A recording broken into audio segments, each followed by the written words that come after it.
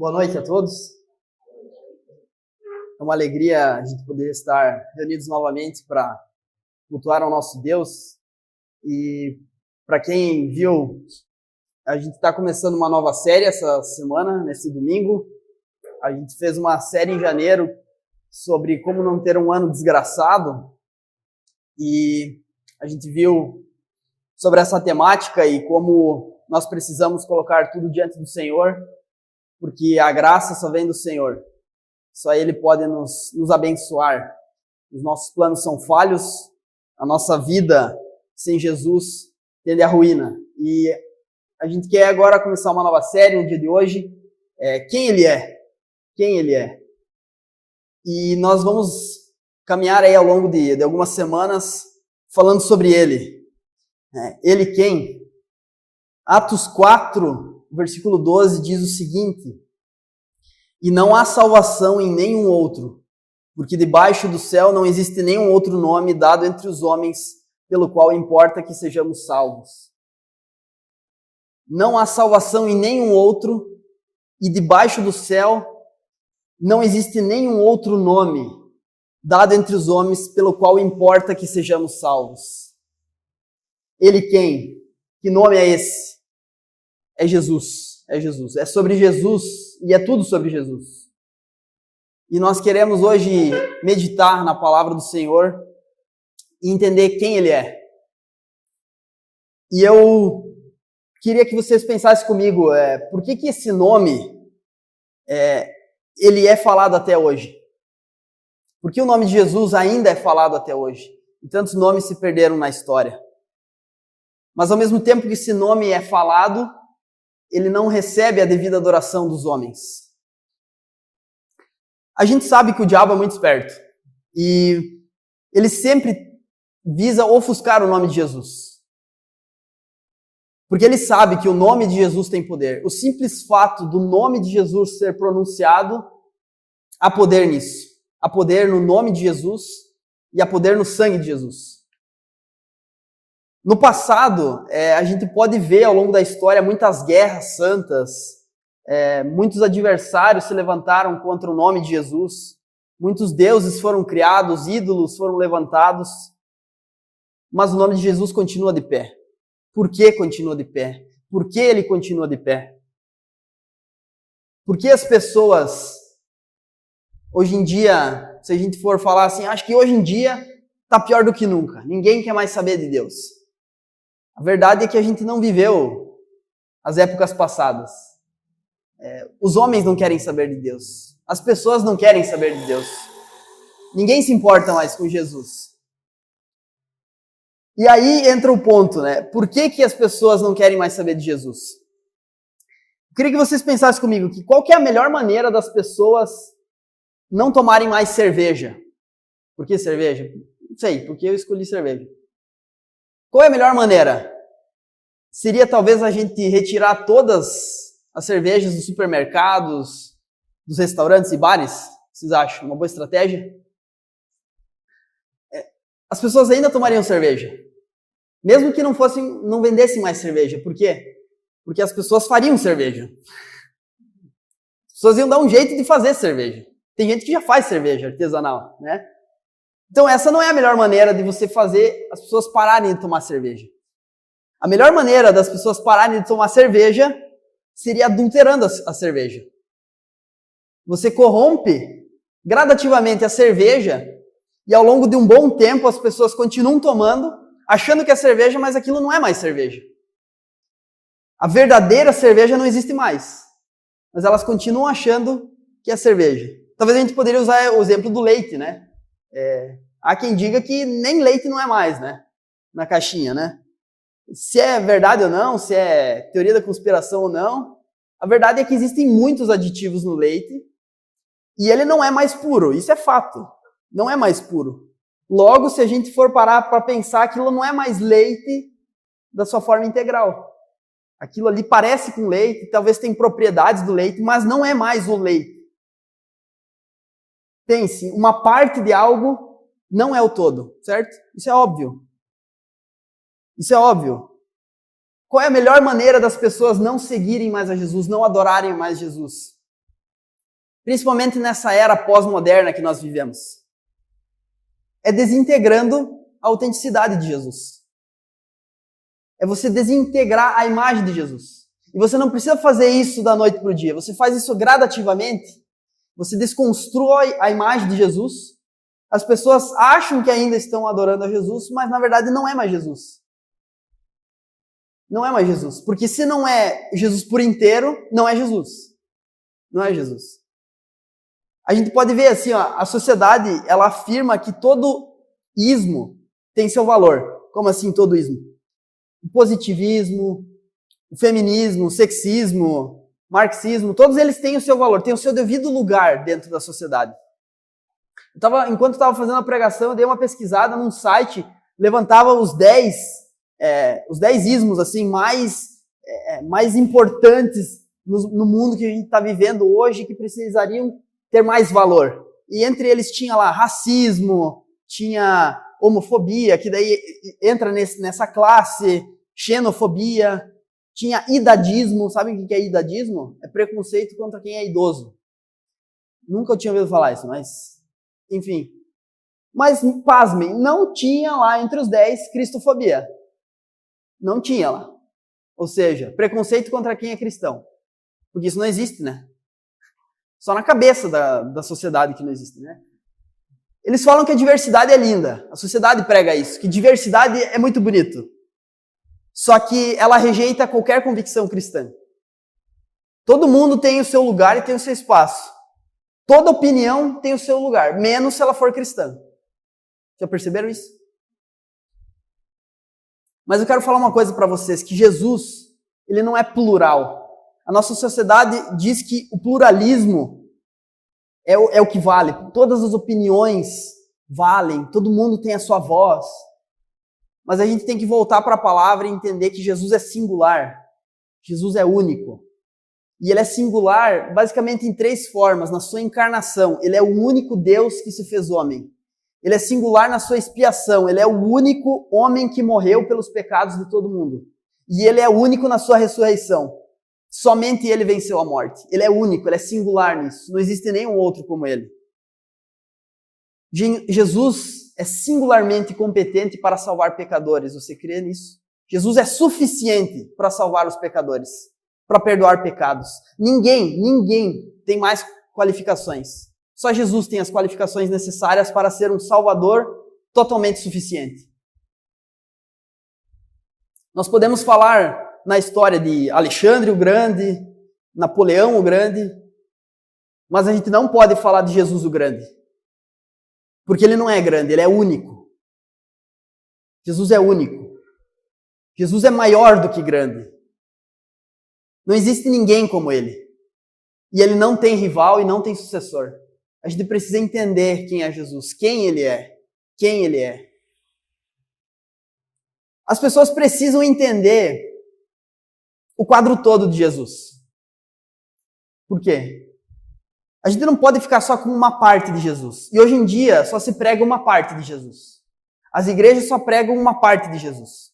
E quando prega uma parte apenas, não é Jesus. Não é Jesus. Ou é tudo ou é nada. Ou a gente prega o quadro geral, ou não é Jesus. A igreja, ela precisa pregar uma mensagem completa sobre Jesus. Ah, mas daí as pessoas não querem ouvir sobre Jesus. É mentira isso, sabia? Ah, se você falasse tudo, daí as pessoas já vão se revoltar e não querem ouvir, porque daí é muito duro, o discurso é muito duro e não querem mais nem saber e tal. Isso é mentira. As pessoas, elas querem ouvir sobre Jesus. Só que o Jesus delas. Um Jesus desenhado na cabeça delas, na mente delas, do jeito delas. E eu queria que vocês avaliassem comigo aqui. Existem muitos Cristos na sociedade. Muitos. Muitos Jesus. Um Jesus que a gente vai ver é o Jesus social. É o Jesus social. Como que ele é? Ele é ativista político. Jesus era misericordioso, né? Jesus ajudava os pobres. Então ele era socialista, certo?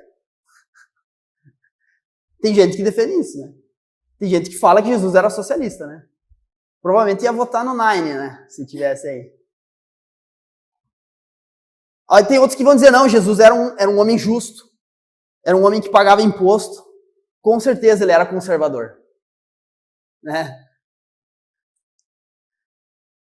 Jesus virou uma religião, Jesus virou a religião e a sociedade de ponta cabeça na época que ele viveu. Se a gente lê os relatos, Jesus vai no templo e levanta a mesa dos cambistas e faz um reboliço lá, ele faz um chicote para dar na turma, aí vocês estão fazendo a da casa do meu pai, um comércio. E aí tem gente que vai falar, Jesus só pode que ele é um anarquista, né? Um revolucionário. Esse é o Jesus da sociedade, ele é um ativista político. Fazem o recorte que querem, pegam uma passagem da palavra e dizem, não, Jesus é isso então, mas é só um recorte. Esse Jesus social, ele também é feminista. Ele não fala nada assim muito agressivo, né, porque para não só machista. E ele vai sempre defender as minas, né? Vai defender as mulheres, as fracas. Jesus é feminista também, com certeza é feminista. Tem gente que vai falar que esse mesmo Jesus ele é trans. Já ouviram falar? Tem gente que está dizendo que Jesus era trans. Cara, esse Jesus é um demônio, tá? Esse Jesus é um demônio. Uma aberração isso que estão falando. Esse Jesus social, ele também é abortista. Ele é um Jesus que ama as tartarugas, mas ele não ama as crianças. Ele é o Jesus do meio ambiente. É um Jesus que, se ele viesse hoje, ele ia fazer um bote de garrafa PET. Com certeza. Ele ia levantar uma placa dizendo salve as baleias. Esse Jesus aí. E ele também é um Jesus abortado, né? Filho de Maria, né? Que Deus pediu permissão para usar o útero de Maria. Fazem o recorte que querem. E esse Jesus está sendo pregado por aí. E tem gente que está seguindo esse Jesus. Esse Jesus social. Aí também tem o Jesus que é não tóxico, né? Como assim? Ele é uma das características dele, ele é um ursinho carinhoso.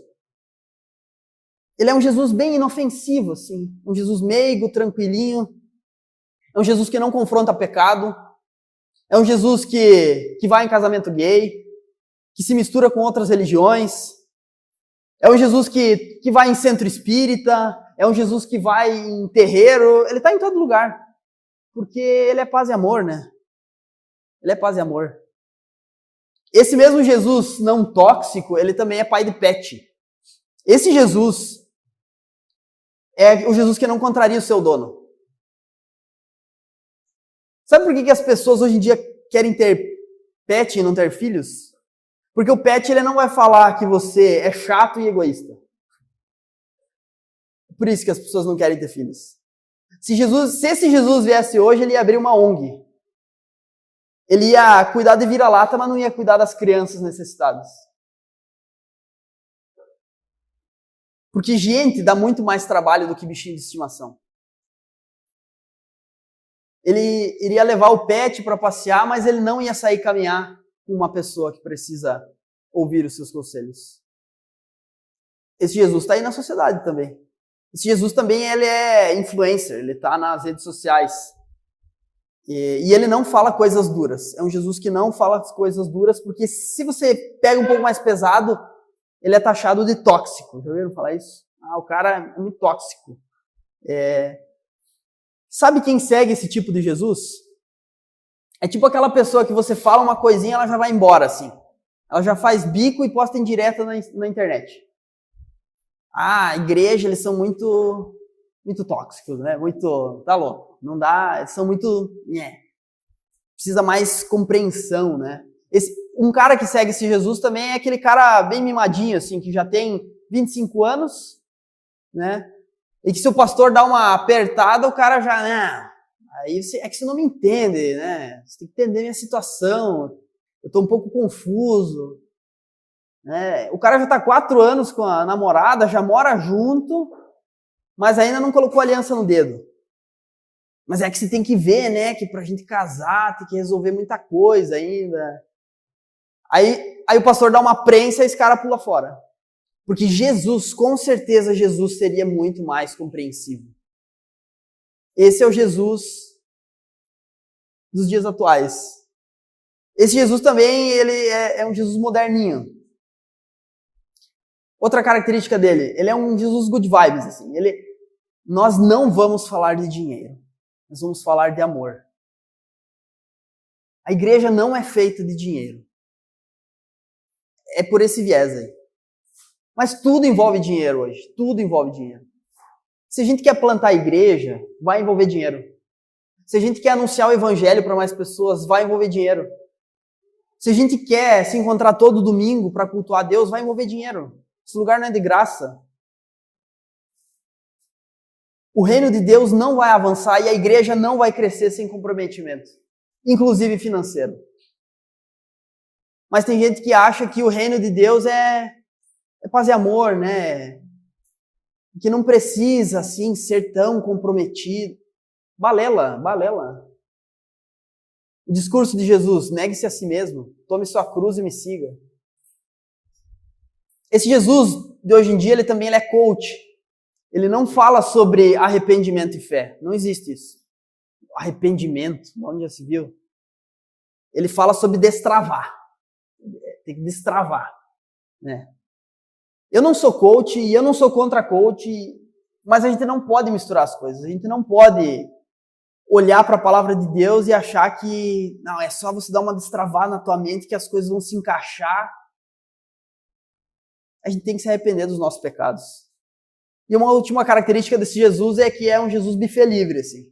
Você escolhe qual parte do evangelho você quer.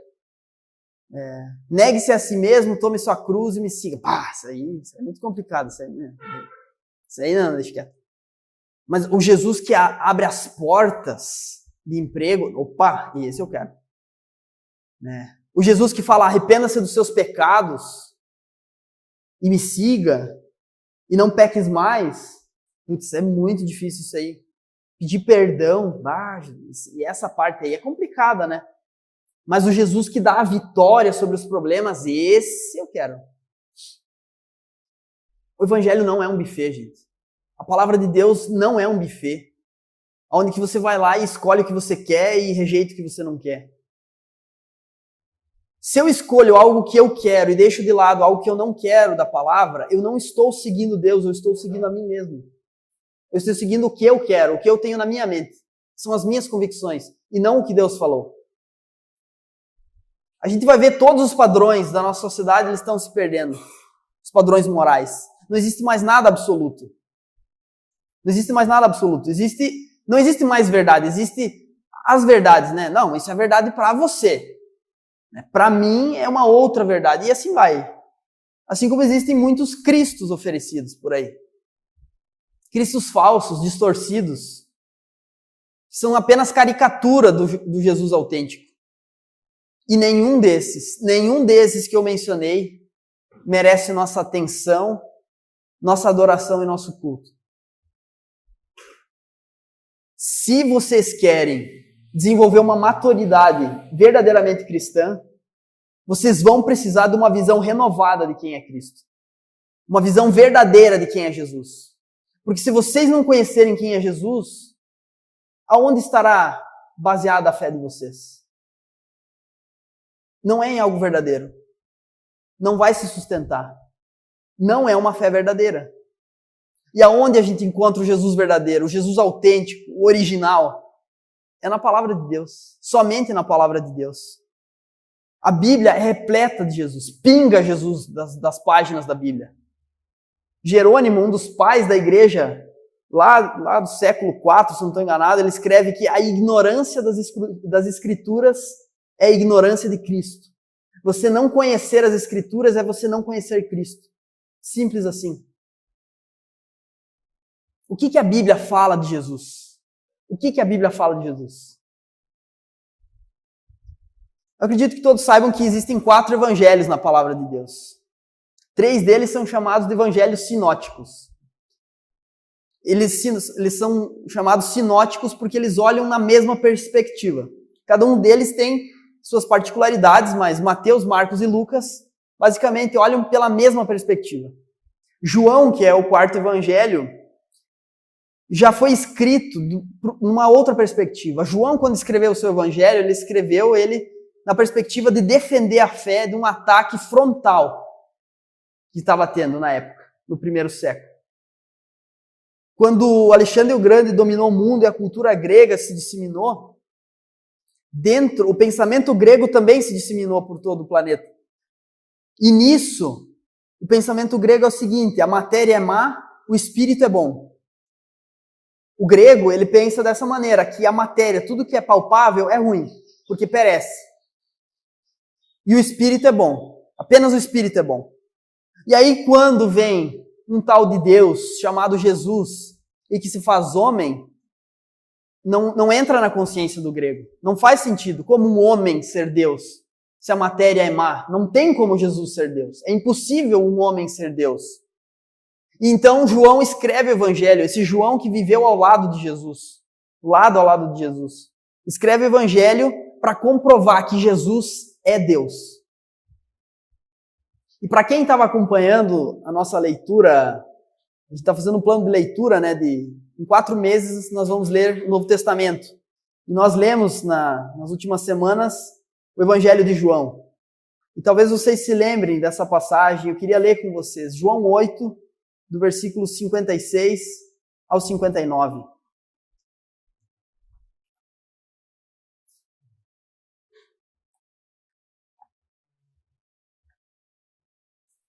João 8, do 56 ao 59.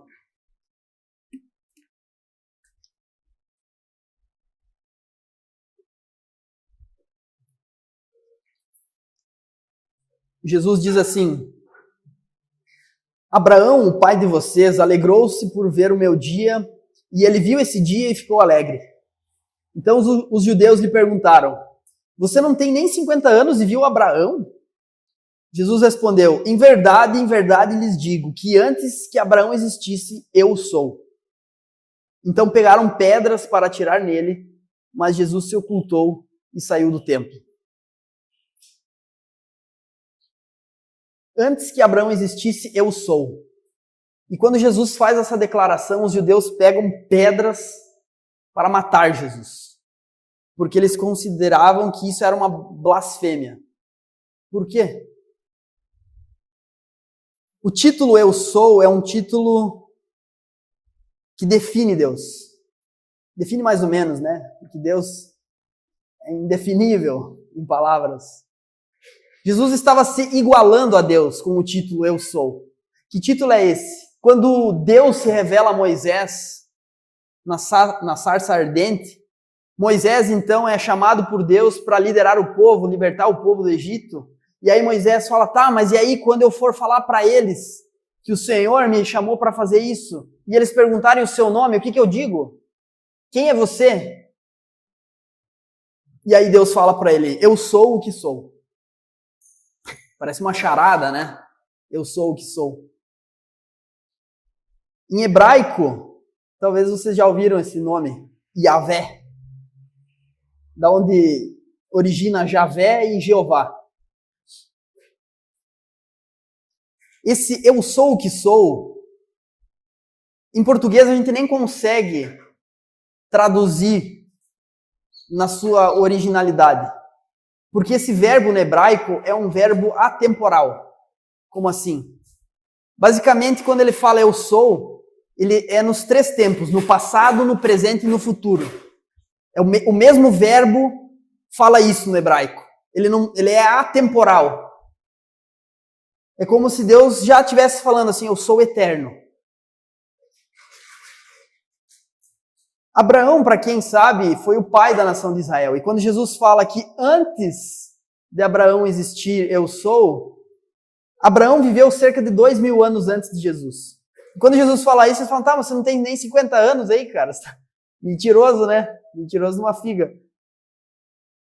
E aí Jesus fala: antes que Abraão existisse, eu sou.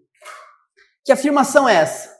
Essa afirmação indica que Abraão é uma criatura e que Jesus é o Criador. Abraão foi trazido à existência. Jesus já existia eternamente. Ele não apenas era antes de Abraão, mas ele era antes de todos os mundos. Jesus tem existência própria. Jesus, o homem que pisou no mundo, é o mesmo que estava na eternidade criando o mundo. João 1, do versículo 1 ao 3, diz assim, no início do evangelho, quando João abre o evangelho dele, ele começa dessa maneira. No princípio era o verbo, e o verbo estava com Deus, e o verbo era Deus. Ele estava no princípio com Deus. Todas as coisas foram feitas por ele, e sem ele, nada do que foi feito se fez. Quem é o verbo? Mais adiante, o próprio evangelho vai dizer que o verbo é Cristo. No princípio era o verbo, no princípio era Cristo, e ele estava com Deus e ele era Deus já. Ele estava no princípio com Deus e todas as coisas foram criadas por ele. Aqui João faz uma referência ao primeiro livro da Bíblia, o primeiro capítulo, Gênesis 1. No princípio, Deus criou os céus e a terra. E aí muita gente vai perguntar, tá, mas e Deus? Quem criou Deus? Ninguém criou Deus. O princípio é quando Deus decide criar. As coisas vêm à existência quando Deus decide criar. Tá, mas e Deus? Quem criou Deus? Da onde veio Deus?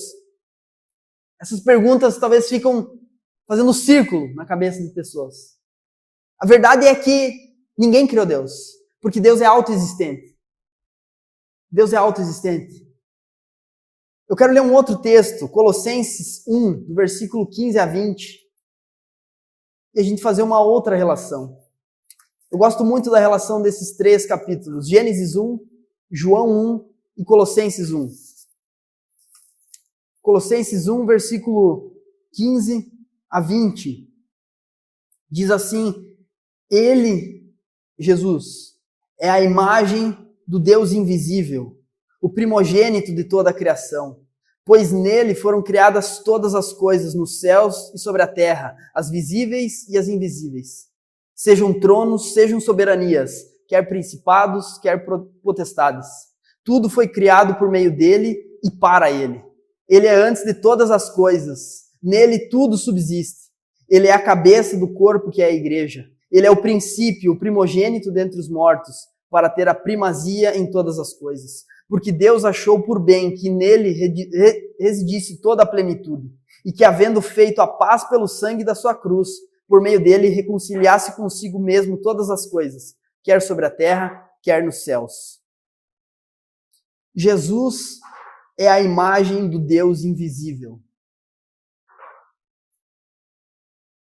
Se fosse resumir quem é Jesus, eu resumiria nessa frase.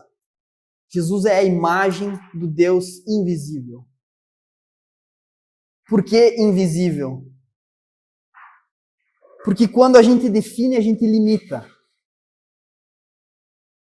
E Deus, ele não tem como se limitar. Ele não pode se limitar.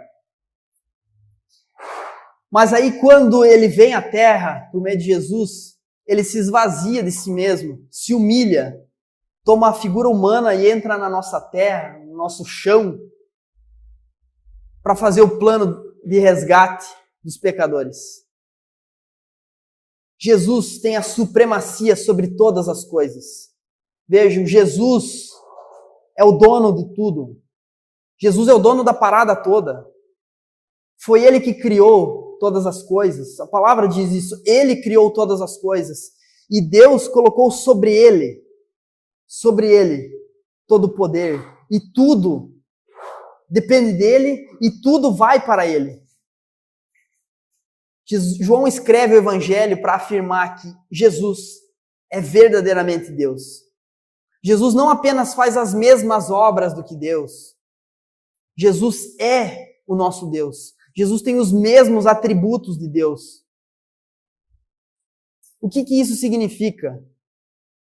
Quando Jesus fala que eu sou, o que isso significa? Significa que ele é autoexistente, em primeiro lugar. Deus tem a sua existência em si mesmo e não depende de ninguém. Tem gente que fala que Deus criou o ser humano porque, estava lá sozinho, criou alguém para se relacionar. Isso é heresia, isso é mentira. Deus nunca se sentiu só, porque Deus nunca esteve só. Porque ele esteve sempre na eternidade. Deus Pai, Filho e Espírito Santo. Em perfeita comunhão. Em perfeita comunhão. Deus não depende de ninguém. Deus não criou o ser humano para suprir uma carência dele. E sendo autoexistente, ele é autossuficiente, ou seja, ele não depende de nada que as pessoas façam para ele. Veja, Deus não depende de nada que ninguém faça para ele. Ou seja, resumindo, Jesus não precisa de você. Deus não precisa de você para ser Deus. Porque Deus é eterno e imutável. É uma outra característica de Deus. Ele é sempre o mesmo. Ele não muda. Tá, o que isso quer dizer? Ele quer dizer que se Deus é sempre o mesmo, Deus vai te amar sempre da mesma maneira. Não importa o que você tenha feito, os pecados que você tenha cometido, o passado tenebroso e sombrio. Isso não fez Deus te amar menos. Mas também a tua falsa santidade, bater cartão na igreja, ler a Bíblia e orar por protocolo também não vai fazer Deus te amar mais. Não há nada que você faça que mude o amor de Deus por você. Nada. E o que isso muda na nossa vida? Muda que a gente pode confiar. Quando algo não muda, a gente pode confiar. Quantas amizades vocês já perderam? Porque as pessoas mudaram. Quantos relacionamentos se quebraram? Porque as pessoas já não eram mais as mesmas do início do relacionamento. Mas Deus não é como o homem, para que minta, ou para que mude de ideia. Deus é imutável, Deus é sempre o mesmo. Apocalipse 1:8 diz, eu sou o alfa e o ômega, diz o Senhor Deus, aquele que é, que era e que há de vir, o Todo-Poderoso. Se Deus é eterno, Deus está presente em todas as épocas e estará sempre presente e da mesma maneira. Quando ele fala alfa e ômega são as duas letras do alfabeto grego, que é alfa, a primeira letra, e ômega é a última letra. É como se fosse de A a Z em português. Ele fala, eu sou o começo e o fim. Eu sou o começo de tudo, de onde tudo veio. Tudo veio à existência por mim. E tudo vai voltar para mim. Tudo que eu criei, eu vou redimir e vai ser sustentado em mim. Tudo. Mas dele também é o centro de todas as coisas. Da onde tudo emerge e tudo sustenta.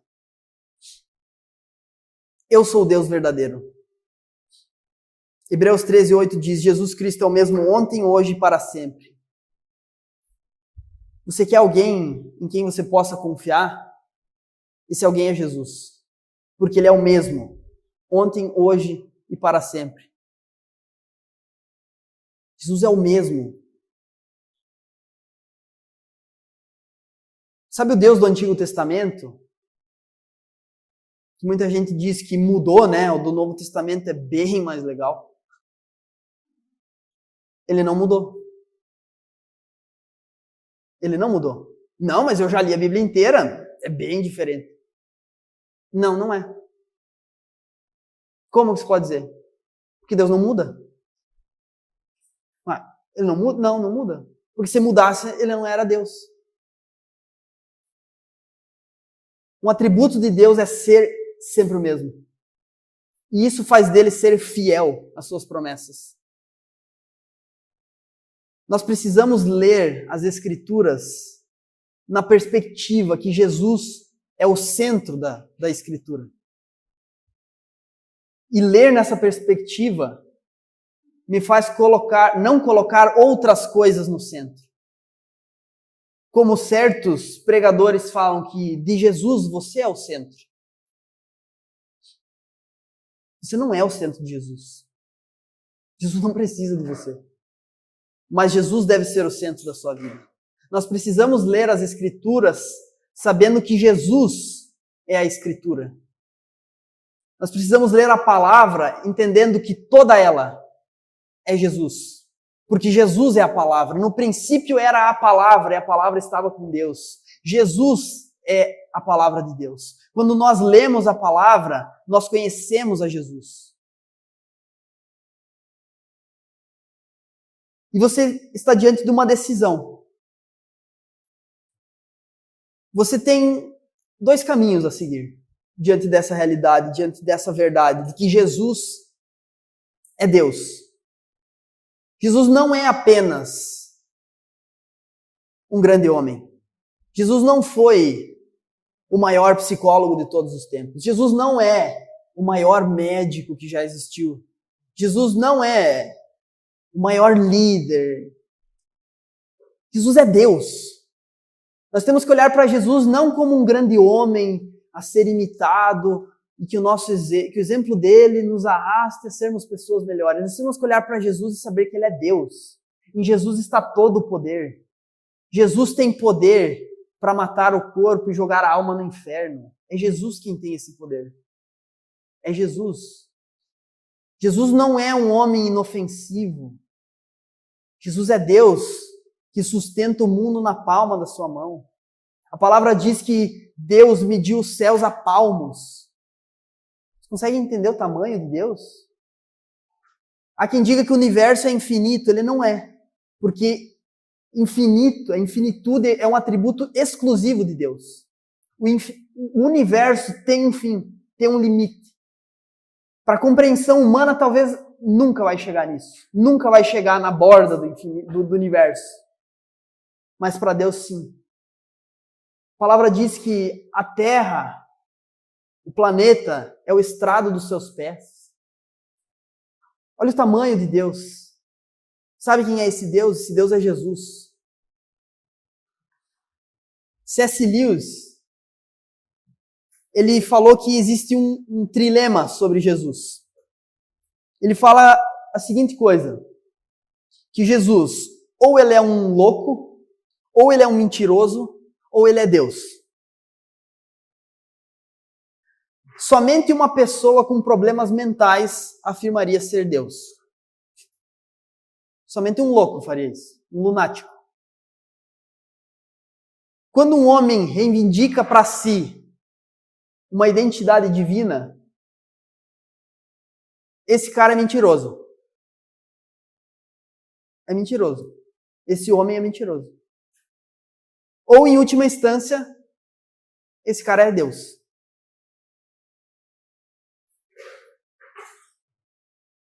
C.S. Lewis ele fala assim, eu estou aqui tentando prevenir que alguém diga alguma coisa realmente idiota que pessoas usualmente dizem a respeito dele. Eu estou pronto para aceitar Jesus como um grande mestre da moral, mas eu não o aceito a afirmação dele ser Deus. Isso é uma coisa que a gente não pode dizer. Um homem que era apenas um homem e que disse o tipo de coisas que Jesus disse não seria um grande mestre da moral. Ou ele seria um lunático, ou então algo muito pior, um homem louco. Você pode tê-lo por um tolo.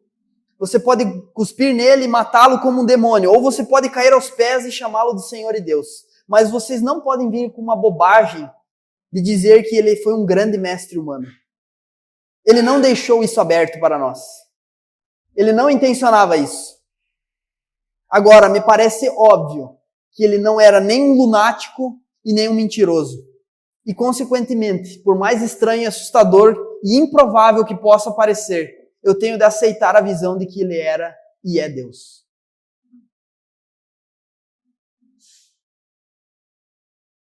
Você pode olhar para Jesus apenas como um exemplo a ser imitado. Você pode fazer isso. Mas o mundo também faz isso. Se você quer ser um cristão de verdade, um discípulo de Jesus, você precisa reconhecer que Ele é Deus.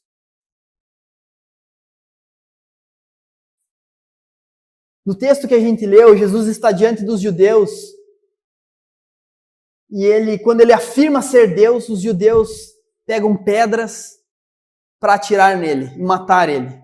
E Jesus então diz que se oculta e sai do meio deles, sai meio de fininho e vai embora. Essa reação violenta dos judeus ao querer matar Jesus indica que eles compreenderam que Jesus é Deus. Eles entenderam que Jesus era Deus. Mas eles não aceitaram que Jesus era Deus. A incredulidade do coração, ela impossibilita a tua mente a ser convencida de que Jesus é Deus. Talvez você vai dizer, não, mas eu sei que Jesus é Deus. É? Então, quando ele vier e te falar para fazer assim e não assado, você vai fazer? Você vai se prostrar diante dele e obedecer? Não, mas é que veja bem, se você não obedecer a ele, você não está dando o louvor devido a ele, porque ele é Deus.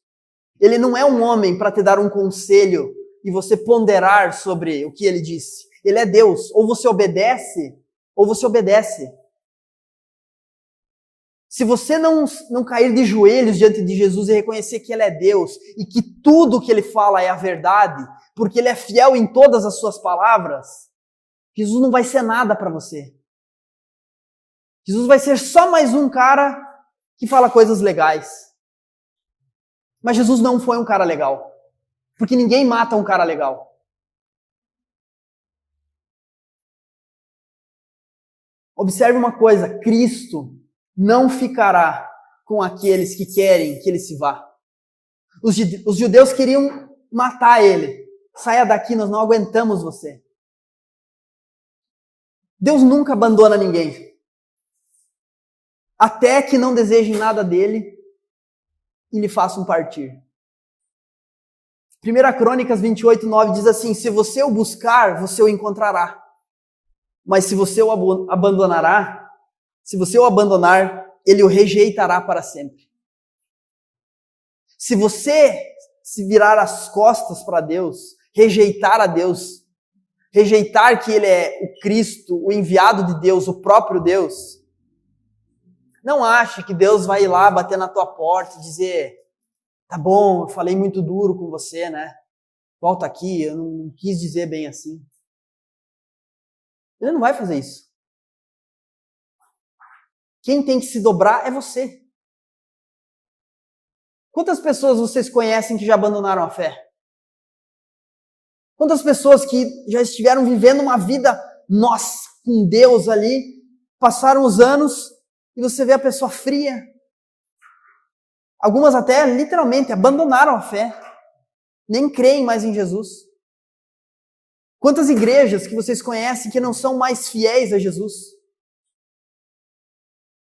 Não são mais fiéis à verdade. Só pregam aquilo que as pessoas querem ouvir. Igrejas frias.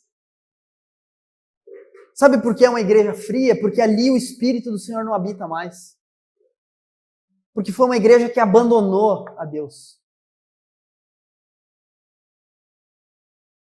A partida de Jesus diante dos judeus foi de mansinho, de fininho. Ele disse que Jesus se ocultou deles e foi embora. Sabe qual é o problema de você não reconhecer que Jesus é Deus? É que a partida de Cristo vai ser bem suave e você nem verá que você está distante do Senhor. Você pode até ir na igreja, você pode ir no culto, você pode até fazer lá as suas práticas devocionais que você sempre fez. Mas se você não se cair de joelho diante de Jesus e reconhecer que Ele é Deus, vai chegar uma hora que Ele nem vai mais estar ali.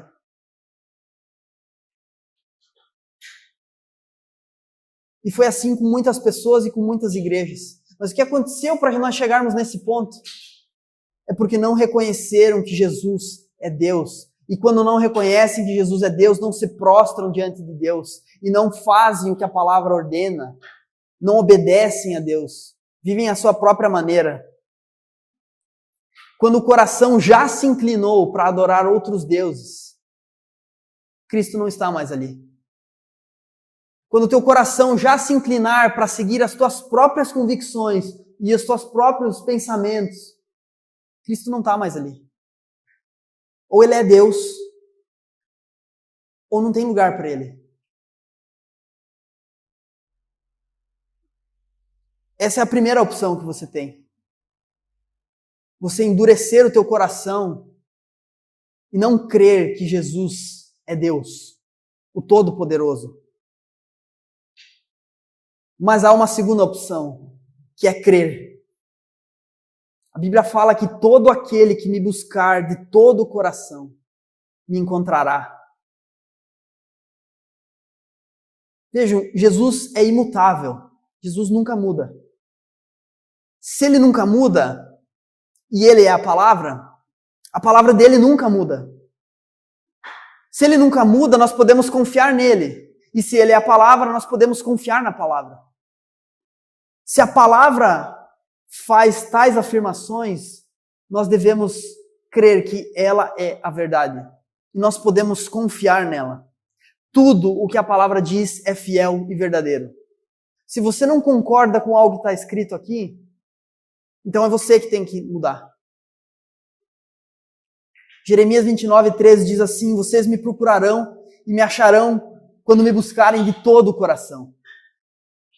Vocês só acharão a Jesus se vocês buscarem de todo o coração. Mas é de todo o coração. Se vocês buscarem a Jesus com ressalvas, com o pé atrás, com dúvidas, se vocês não se entregarem, não colocarem todo o coração de vocês para buscarem o Senhor, vocês não irão encontrar. Porque não é o intelecto humano que faz encontrar Jesus. É Deus que se revela. É Deus que se revela. Os que conhecem o teu nome e confiam em ti, pois tu, Senhor, jamais abandonas os que te buscam. Salmo 9:10. Os que buscam o Senhor jamais serão abandonados. Jamais serão abandonados. 2 Crônicas 7:14. Se o meu povo, que se chama pelo meu nome, se humilhar e orar, buscar a minha face e se afastar dos seus maus caminhos, dos céus o ouvirei, perdoarei o seu pecado e curarei a sua terra. Se o meu povo se humilhar, orar e buscar a minha face e se afastar dos seus maus caminhos. Vejam, buscar a Deus não é uma coisa intelectual. Eu vou apenas ler a Bíblia e então conhecerei a Deus. É de todo o coração. É renunciando às tuas vaidades. É renunciando às tuas convicções. É se humilhando, é orando. É se arrependendo dos seus pecados. É clamando para que Deus se revele. Se o povo dele não fizer isso, Deus não irá se revelar. Será um povo sem direção. Um povo que irá à ruína. E nós não queremos ser uma igreja que confia na palavra de homens. Eu não quero que vocês confiem na palavra de homens, eu quero que vocês confiem na palavra de Deus. Apenas e unicamente na palavra de Deus. Nós precisamos ser esse povo que se humilha e ora e clama e confessa os seus pecados, se arrepende, para que Deus venha até nós e faça o quê? Perdoe o nosso pecado e sare a nossa terra. A nossa terra, ela está contaminada de uma doença mortal. O pecado está lastrado nessa cidade. Se nós não clamarmos, se nós não orarmos, se nós não buscarmos o Senhor, não vai acontecer nada nessa cidade. Nada. A gente pode se encontrar todo domingo, cultuar a Deus todo domingo. Mas se a gente não clamar a Deus, se a gente não se humilhar, se a gente não se prostrar diante do Senhor, o Senhor não virá até nós. E nós não podemos deixar isso para amanhã. Nós precisamos buscar o Senhor enquanto é possível achá-lo. Isaías 55:6 fala isso. Busque o Senhor enquanto é possível achá-lo. Clamem enquanto Ele está perto. A gente vive como se, não, semana que vem, estamos lá de novo, né? E vamos ouvir a palavra de novo. E os irmãos estão aí, né? Porque precisar. Então, né? Vamos deixar para depois mudar de vida, se arrepender. Quem disse que você vai ter o depois? E eu nem estou falando só da tua morte, porque pode ser que você morra amanhã. Mas eu estou falando de quem dirá, quem te prometeu que você ainda ouvirá sobre o Senhor nessa cidade. O verdadeiro Senhor, o Cristo da palavra, o único Deus verdadeiro. Eu queria convidar você, para você poder sondar o teu coração e realmente ver se você tem Cristo como o teu Deus, ou apenas como um grande homem, um grande mestre, um grande exemplo. Que você possa fechar teu olho, você possa falar com o Senhor. Se você percebe que você não tem dado a honra devida, que você não tem se prostrado ao Senhor, que você possa fazer isso agora, que você possa se desfazer das tuas convicções orgulhosas, egoístas e pecaminosas e confiar unicamente na palavra de Deus, no que Deus diz, e não no que os homens dizem, no que o teu coração diz. Porque Deus é o único em quem nós podemos confiar. Cristo é o único nome a que importa. Jesus, o grande eu sou. Sabe, Jesus é tudo. É tudo que você vê, é tudo que você lê. Jesus está em cada página da Bíblia. Jesus é o cumprimento de tudo que a gente lê no Antigo Testamento. Sem Jesus, nada faz sentido. Ele mesmo fala, eu sou o centro das Escrituras, eu sou a realidade que o Antigo Testamento apontava. Eu sou o Deus conosco.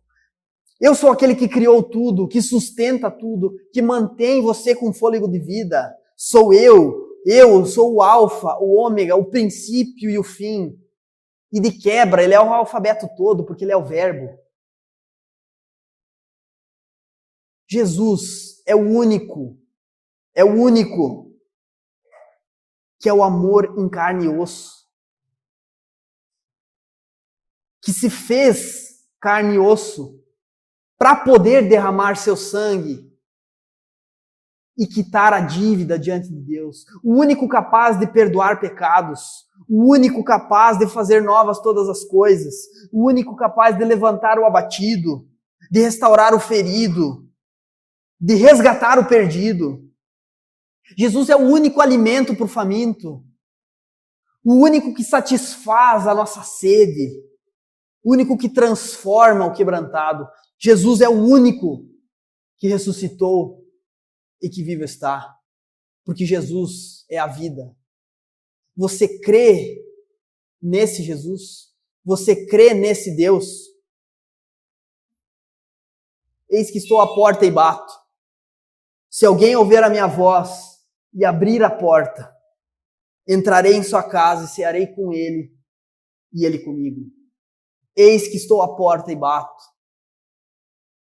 Cristo quer se relacionar com você, numa relação onde você é servo e ele é Senhor, onde você é criatura e ele é Criador, onde você é homem e ele é Deus. Relação de adoração.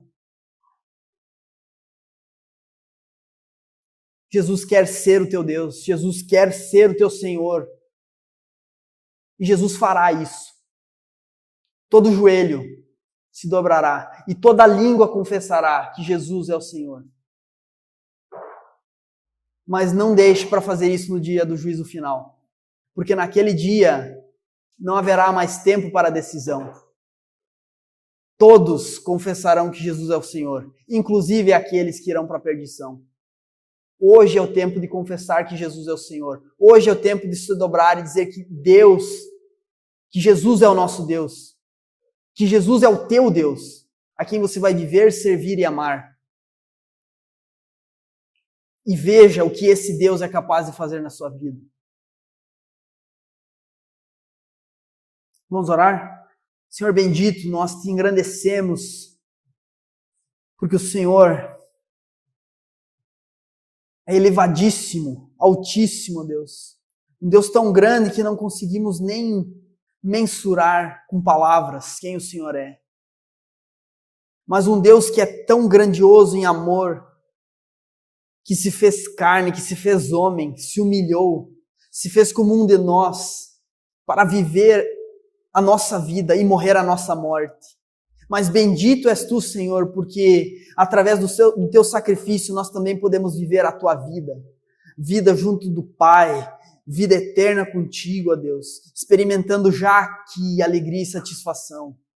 Senhor Jesus, que o Senhor se revele a cada um aqui, que o Senhor se revele como o Deus verdadeiro, aquele que sustenta e guarda aqueles que nele creem. Senhor Jesus, que o Senhor possa ao longo das próximas semanas se revelar a nós, porque nossa mente é limitada, nosso entendimento é limitado. Se o Senhor não se revelar, nós nunca te conheceremos. Senhor Jesus, se revele a nós, para que nós possamos te conhecer, para que nós possamos te adorar, para que nós possamos te seguir verdadeiramente, que nós possamos conhecer a Ti como o único e verdadeiro Deus, para que a nossa vida esteja nas Tuas mãos e nós vivamos aquilo que o Senhor tem preparado para aqueles que o amam. Que o Senhor nos guarde, que o Senhor nos sustente na próxima semana que se segue, que o Senhor possa possibilitar nós estarmos reunidos novamente, Senhor, na semana que vem, para te adorar e para te conhecer. Porque conhecer a Tua palavra é conhecer o Senhor, que o Senhor nos impulsione nessa semana a buscarmos conhecer o Senhor, lendo a Tua palavra, a orarmos, a dedicarmos tempo para estar com o Senhor, para que o Senhor se revele a nós, para que nós compreendamos quem o Senhor é e que a nossa vida, ó Deus, seja impactada pela Tua presença, não apenas no dia de culto, ó Deus, mas todos os dias, ó Senhor, nós queremos conhecer o Senhor, queremos estar com o Senhor. Seja Tu, ó Deus, seja Tu, Jesus, o Deus conosco, aquele que estará indo adiante de nós, aquele que estará ao nosso lado e aquele que estará na retaguarda nos protegendo, Deus. Assim oramos e entregamos nossas vidas, no nome santo e poderoso de Jesus. Amém.